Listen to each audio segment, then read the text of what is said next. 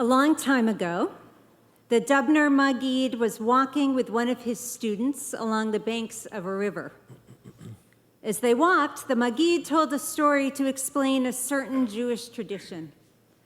Suddenly, the student stopped and asked, "Rabbi, tell me, how do you always know the right story to explain the subject being discussed?" The rabbi smiled and said, "I'll answer you with a story." Many years ago, a nobleman's son was a student at a military academy, and one of the sports in which he excelled was marksmanship. In fact, he had won many gold medals for all of the bullseyes he'd shot in competition. After he was awarded his diploma, the young officer rode home on his horse. Passing through a tiny village, he saw 100 circles drawn on the side of a barn, and in the center of each circle was a bullet hole. The officer was so amazed, he stopped his horse and yelled out, "Who is this expert shot? 100 perfect bullseyes, that's incredible. Even I couldn't do that." Just then, a young boy walking by looked up at the officer on his tall horse and snickered, "Oh, that's Nar, our town fool." "I don't care what he is," interrupted the officer.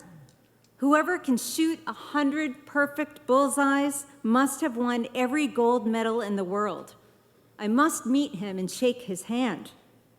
"Oh, no, you don't understand," laughed the boy. "Nar doesn't draw the circle first and then shoot. He shoots first and then draws the circle." "And that's how it is with me," continued the Dubner Maggid. "I don't always know the right story for the subject being discussed. What I do is read many stories, listen to many stories, and remember all of these stories. Then, when I find a story I want to tell, I introduce the subject that leads me into telling that perfect story." Here is my perfect story. The late 1800s and early 1900s was an ugly time for Eastern European Jews. A bloody wave of pogroms left thousands of Jews dead and thousands more with an extreme loss of safety, property, and livelihood. As a result, approximately 2 million Jews fled the Russian Empire between 1880 and 1920, with many making the long journey to the United States. This is a story about one of those families. Morris Solomon was born in Selis, Russia in 1883. At the age of 18, he married Goldie Smolar, and they would go on to have 4 children: Rose, Harry, Arthur, and Bernard. Morris was a tailor by trade, but the pogroms made it impossible for most Jews to support their families. So in 1910, Morris made the difficult decision to leave his wife and children and travel to the United States for what they prayed would be a better life. He promised Goldie that he would send for his young family once he was safe and his business had been established. There was no guarantee that he would be successful in this new world. It's hard to imagine who he was more afraid for: himself as he traveled on the transatlantic ship towards a land he only heard of, or his family, who remained in Eastern Europe alone and unprotected. For a year, Morris sent Goldie the wages he earned as he began to build his business. He was establishing himself with the help of his sponsor, and he was certain that his family would join him soon. Morris and Goldie communicated sporadically by mail, but at one point, the letters stopped. Goldie waited for communication that never came, and in 1912, she had had enough of waiting. This woman, who was barely 5 feet tall, packed up her 4 children, the oldest 9 years old, and their most prized possessions and set out to find her husband in America. Her story is one of resilience and strength. The family would have taken the Nord Express train from St. Petersburg to Berlin and then traveled across the sea from Bremen aboard the Crown Prince Wilhelm, spending 10 days in steerage, only 2 feet allotted to each person, in the most decrepit of conditions. When the 5 of them finally arrived at Ellis Island, Goldie was asked where she was headed. She had no idea. But she remembered that Morris had mentioned his sponsor being from Boston, so she made the instant decision that to Boston they would go. As they disembarked from the train, the family headed towards an idling taxi. The driver asked where they were going, but Goldie had no idea.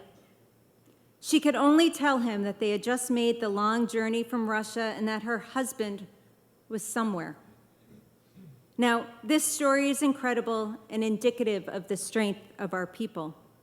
I have no doubt that many of us have stories of heroes in our own families going through the unimaginable to get their families to safety. That a young woman could walk across a dangerous country with 4 young children, get violently ill in nasty ship conditions, and step off a train in a place they did not know. All of that is a gift from God and a testimony to resilience. However, this is where the story turns into nothing short of a miracle. The taxi driver, an Eastern European immigrant himself, promised Goldie that they would find her husband. But how? Goldie and her family disembarked in the Boston port of entry 112 years ago today. It was Yom Kippur, and the driver knew that a Jewish immigrant would be in shul. And so he drove from Stiebel to Stiebel, from synagogue to synagogue, and ran into each one and announced in Yiddish, "Is there a Morris Solomon here? I'm looking for a Morris Solomon." At one such stop throughout the day, the taxi driver, this angel, heard a man respond in Russian, "I am Morris Solomon." The driver rushed Morris outside and into the arms of his wife, Goldie, and his children, Rose, Harry, Arthur, and Bernard. Their American dream had begun with resilience, faith, and a holy miracle. I always carry this story with me because this is my story. The family is my family. Goldie, known to me as Mama Goldie, and Morris, my Papa Mum, are my great-grandparents, and Rose, my grandmother and best friend. The tale of this unbelievable journey was passed on to me by my grandmother, who would perseverate on how sick she was on that ship.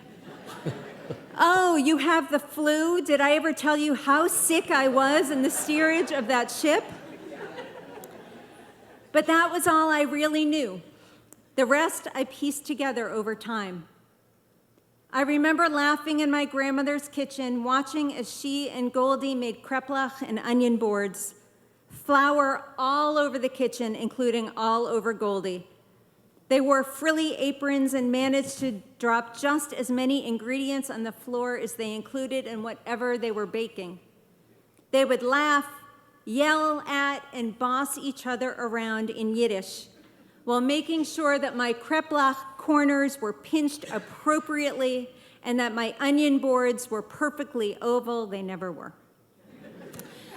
Though both of these women were tiny in stature, they exuded strength, power, and resilience as they ensured that the traditions of Eastern Europe lived on. Although Mama Goldie passed away when I was 8, and Grammy in the late 1990s, I think of them every day. I often wonder if they would be proud of me, if they would recognize my sharp tongue and quick wit as a mirror image of their own. Because I had them, especially my great-grandparents, for such a short time, I've always felt that I missed out on learning from them, from asking questions about their lives and the lives of those before them, of truly discovering more of our family story. A couple of months ago, my brother began the daunting task of taking the cartons and cartons of loose pictures that have lived in my mother's basement for decades and scanning them to online albums for our family to view. Of course, I've seen many of these photos before, and yet as I flipped through page after page of these new digital photos, I became sad and unsettled, feeling that I was looking at chapters of a story and characters that seemed unfamiliar to me. You see, I'm the youngest child of 4. My oldest sister is 14 years older than I am, and my closest sister is 10 years older, and my brother 12 years. My parents were older when I came along, and so too my grandparents, great-grandparents, aunts, cousins, etc. I was never able to truly get to know my extended family, and my only connection to our family history was through the stories told by my parents and grandparents. In the boxes, there were also pictures of my parents that I had never seen. Their honeymoon, their first cars, their first apartment, college graduations, my father's Air Force posts and planes. And though this is obviously not possible, I wished somehow that I had been there to see their relaxed joy and their unencumbered spirit as they embarked on their new lives together. The boxes contained proof of our Jewish history, of my great-grandfather making Kiddush, my grandmother serving Rosh Hashanah dinner, though you should know that my brother labeled that picture, Grammy's cooking or dog food, ? And my brother wearing a talit. I knew, of course, about the basics, but these pictures of large extended family pool parties in our backyard, of raucous dinners at restaurants, holiday shows at our local club, or simply spending time with relatives are things that I just don't remember. And looking at the pictures left me feeling sad, like I had missed out on the best of my family history, and even worse, like an outsider in my own story. Every year at NSU, I teach a class to first-year students on how to tell their own stories. And I always tell this story from Rabbi Jonathan Sacks, a former member of the House of Lords in England and a prolific author and theologian. Imagine, he wrote, we are in a vast library. In every direction we look, there are bookcases. Each has shelves stretching from floor to ceiling, and each shelf is full of books. We are surrounded by the recorded thoughts of many people, some great, some less so, and we can reach out and take any book we wish. All we have to do is choose. We begin to read, and for a while we're immersed in the world, real or imaginary, of the writer. It may intrigue us enough to lead us to look for another book by the same writer, or perhaps others on the same subject. Or we can break off and try another subject, a different approach. There's no limit. Now imagine that while browsing in the library, you come across one book unlike the rest. It catches your eye because on its spine is written the name of your family. Intrigued, you open it and you see many pages written by different hands in many languages. You start reading it, and gradually you begin to understand what it is. It is the story each generation of your ancestors has told for the sake of the next, so that everyone born into this family can learn where they came from, what happened to them, what they lived for, and why. As you turn the pages, you reach the last page, which carries no entry but a heading. It bears your name. I can clearly understand and appreciate what Rabbi Sacks intends by telling this story. I wonder, however, something more specific. Do our stories begin with us on our page in the book? Or do they actually begin way before us? And of equal importance, does the past have a rightful claim on our lives as we live them today?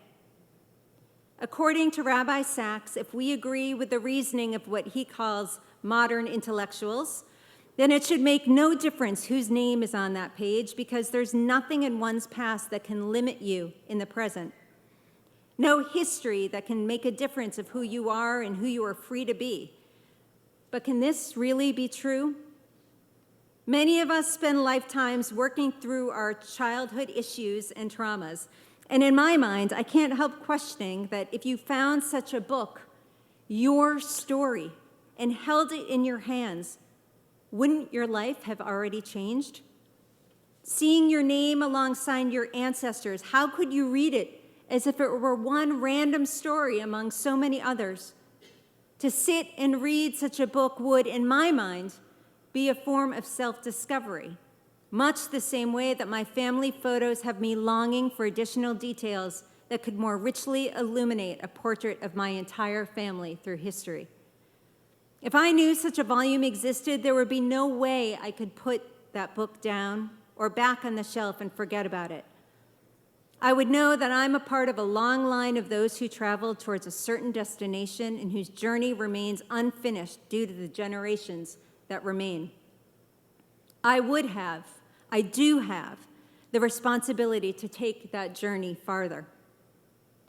Reish Lakish, a 3rd century rabbi, taught in a midrash, and Jacob called his sons and said, "Gather around and I will tell you what will occur to you at the end of the days." The midrash goes on to say that Jacob wanted his sons to know that complete redemption would arrive at the end of days, but that God would abandon them if they were unfit, as was the case with Abraham, who fathered Ishmael, and Isaac, from whom Esau was born. Jacob is on his deathbed and he's struggling. Did he make a difference in the world? Did he teach his children well? And would they in turn make a difference in the world? Would those that came after him learn lessons that he was not quick to learn? Would they leave the earth better than the one that was given to them? Or would his story end with him? Once you hold your story in your hands, the other ones would be interesting, but yours would be different.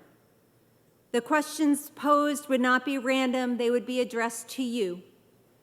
Much like Jacob, you'd ask, will I write my own chapter? Will I continue the story of my ancestors? Will I be able to, when the time comes, hand the story on to my children? Or will the words simply disappear back on a dusty shelf for eternity? These memories, or lack thereof, struck me differently when preparing for the high holidays this year. Yizkor, remembering, is a huge component of this time.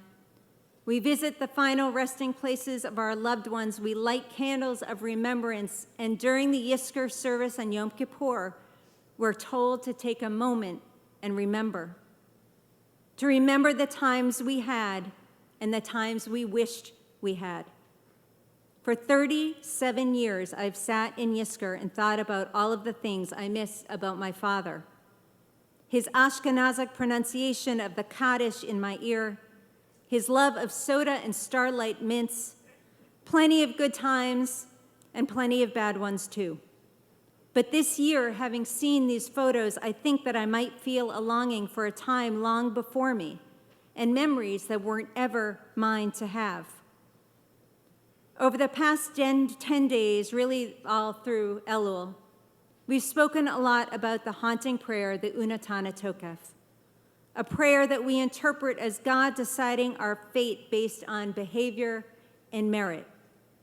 A book that God opens and reads, the story that is plucked off the shelves, our name written on an empty last page. The prayer asserts, V'tiftach et sefer hazichronot, you open the book of remembrance, Uma'alav tikareh, and you read from it, V'chotem yad kol dambo, for our own hands have signed the page. The story that we craft is full of memories that empower, inspire, and teach. The memories we hold on to and the memories that escape us are not always the same from moment to moment.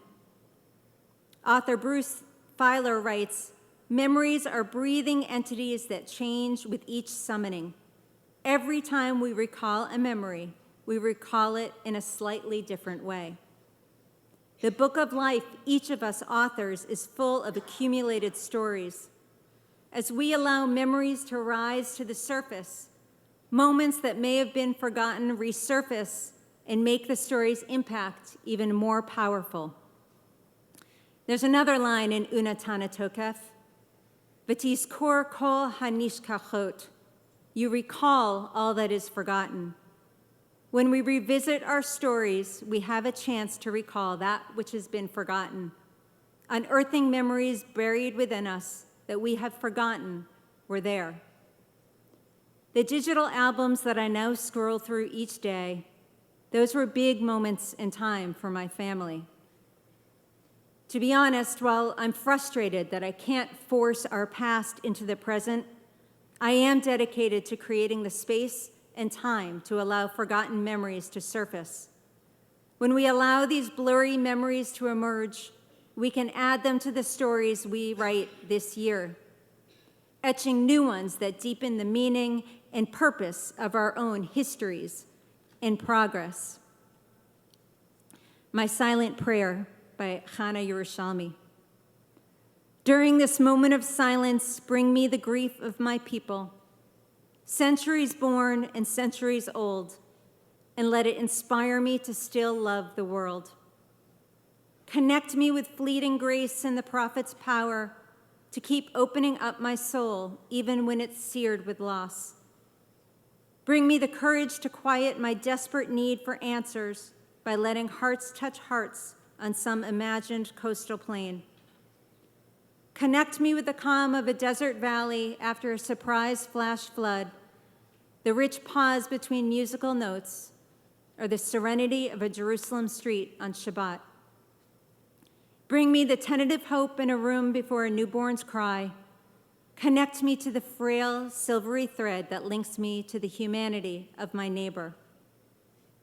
During this moment of silence, though there are horrors all around, in spite of everything that directs me not, let the more loving one be me. Gamar Chatima Tova.